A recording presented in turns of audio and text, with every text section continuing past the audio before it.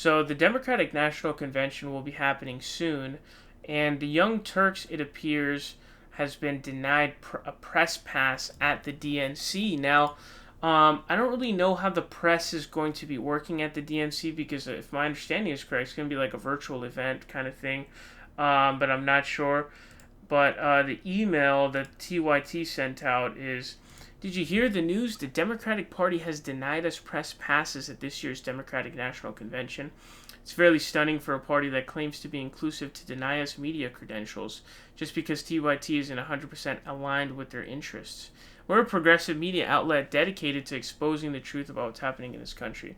Now, this is, I'm sure they're going to use that to try to, get some funds as well.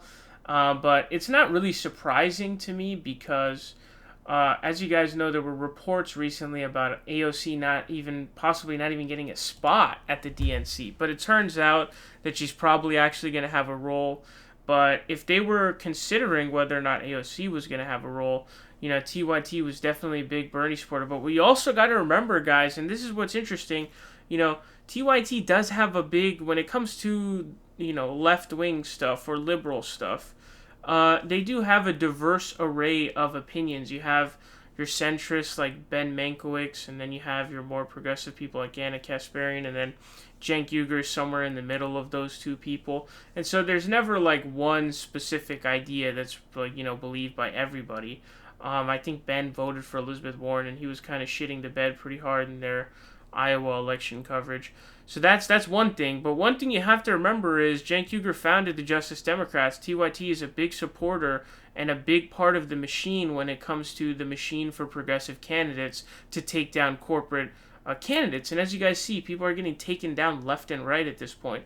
So you think they're not going to be, wary of that? You think they're not going to be like, oh man, like, fuck you guys are doing this. You think they're not feeling scared, worried, because TYT is a huge part of that machine. Cenk Uygur founded the Justice Democrats.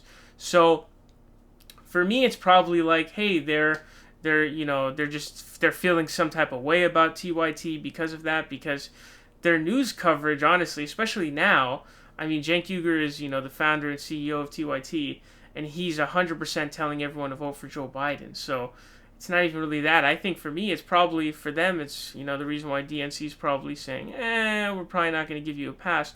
And by the way, I don't know the way that the press is really going to function at this, so I'm not sure how it's going to work. So maybe there's some caveats or some details, but as of right now, this is all we know. They're probably feeling some type of way about all their corporate guys being taken. Like, Elliot Engel just got taken down by Jamal Bowman. Like, that's a big deal. Okay, so a lot of these people are getting taken out, like long-time people. Hillary Clinton endorsed Elliot Engel. Hillary Clinton, I believe, came out for one Democratic primary, and it was Elliot Engel. So it's like, that's what we're talking about here. So if I had to guess, they're probably feeling some type of way about that. They're probably like, yo, fuck you guys. You're taking out all our guys. Like, that's a serious deal. That's why AOC isn't even really comfortable with endorsing all of the, like she didn't endorse Cori Bush, which, it's probably because Cori Bush's opponent was a signer of GND and M4A, and so, and it's kind of weird for her to be endorsing primary challengers of her colleagues. So, that's what I'd have to chalk it up to personally. But let me know what you think down below.